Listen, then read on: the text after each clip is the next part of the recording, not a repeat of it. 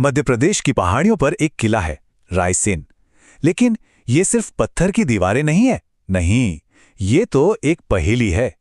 एक ऐसी जगह जो अपनी बनावट से कहीं ज्यादा अपने अंदर दफन राजों के लिए जानी जाती है। और एक ऐसा किला जिसके लिए इतिहास में बार बार खून बहाया गया। सोचिए, आखिर एक ही किले को जीतने की इतनी जिद क्यों हो सकती है? 14 से ज्यादा हमले, घेराबंदी और ना जाने कितने युद्ध।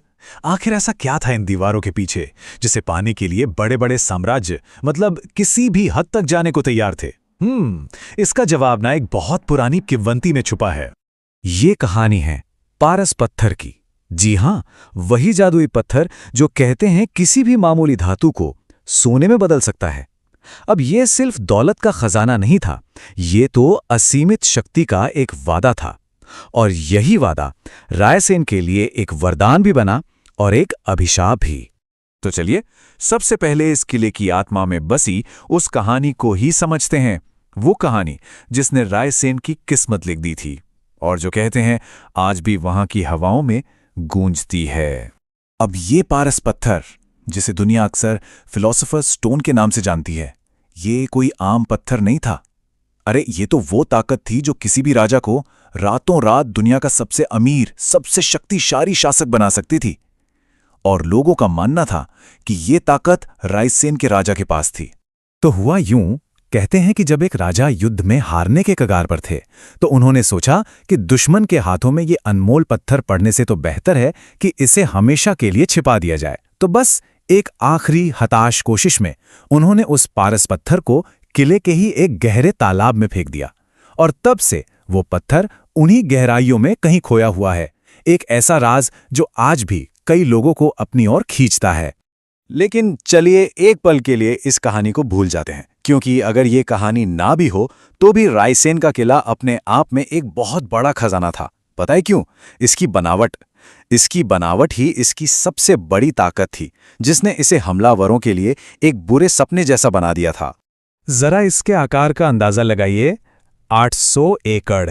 अरे, ये तो कोई किला नहीं, ये तो पहाड़ पर बसा एक पूरा का पूरा शहर था।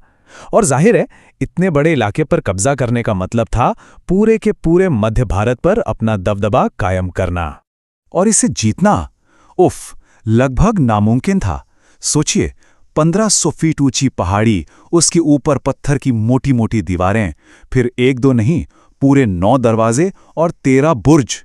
मतलब ये एक ऐसा चक्रव्यूह था जिसे भेदना किसी के बस की बात नहीं थी। और सबसे खास बात, इसकी पानी की व्यवस्था। 40 से ज्यादा कुओं का मतलब था कि आप महीनों तक घेराबंदी कर लो, किले के अंदर मौजूद लोगों का कुछ नहीं बिगड़ने वाला। वैसे ये किला सिर्फ जंग के लिए ही नहीं बना था। इसके अंदर बादल महल और इत्रदान महल जैसी वाकई खूबसूरत इमारतें थीं, और ये बताती हैं कि इन मजबूत दीवारों के पीछे एक शाही और आलीशान जिंदगी भी बसती थी। पर कहते हैं ना, हर मजबूत दीवार की किस्मत में एक दिन टूटना लिखा होता है। और रायसेन की दीवारें वो गवाह बनी इतिहास के सबसे दर्दनाक, सबसे भयानक विश्वासघातों में से एक की। देखिए, इस किले ने कई शासक देखे, परमारों से लेकर मुगलों तक। लेकिन वो साल था 1543, जब यहां राजपूत राजा पूरनमल का शासन था। और बस तभी इतिहास ने एक ऐसी करवट ली जिसने रायसेन को हमेशा हमेशा के लिए बदल दिया। तो हुआ ये कि शेर शाह सूरी ने अपनी पूरी ताकत से किले पर हमला कर दिया, लेकिन राजा पूरनमल और उनकी सेना ने डटकर मुकाबला किया। घेराबंदी पूरे 6 महीने तक चली, पर सूरी 1 इंच भी आगे नहीं बढ़ पाया। जब उसे लगा कि वो ऐसे तो जीत नहीं सकता, तो उसने चालाकी का सहारा लिया। उसने राजा पूरनमल को उनकी और उनके परिवार की सलामती का पक्का वादा किया और उन्हें बाहर आने के लिए मना लिया।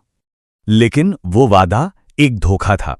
जैसे ही राजा पूरनमल अपने परिवार के साथ बाहर आए, सूर्य की सेना ने उन्हें चारों तरफ से घेर लिया।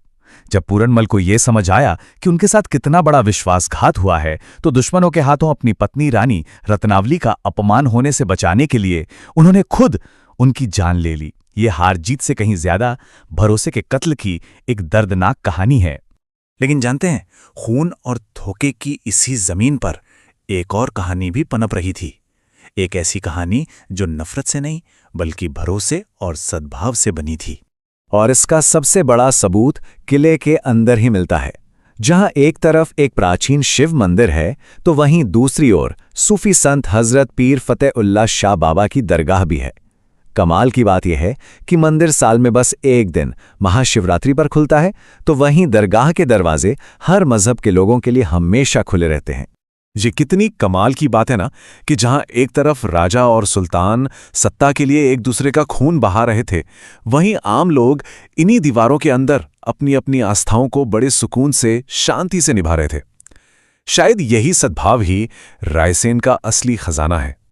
तो घूम फिरकर हम वापस वहीं आ गए हैं जहां से सब कुछ शुरू हुआ था।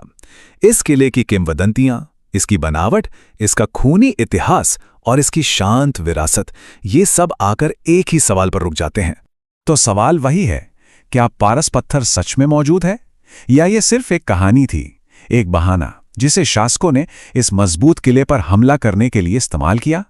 क्या वो राज आज भी उन पानी की गहराइयों में कहीं दबा है?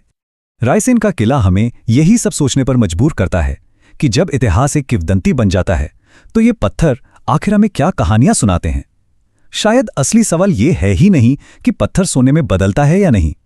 शायद असली सवाल ये है कि हम इन पत्थरों में क्या देखना चुनते हैं, दौलत का लालच या फिर इंसानी जज्बों का बलिदान और विश्वास।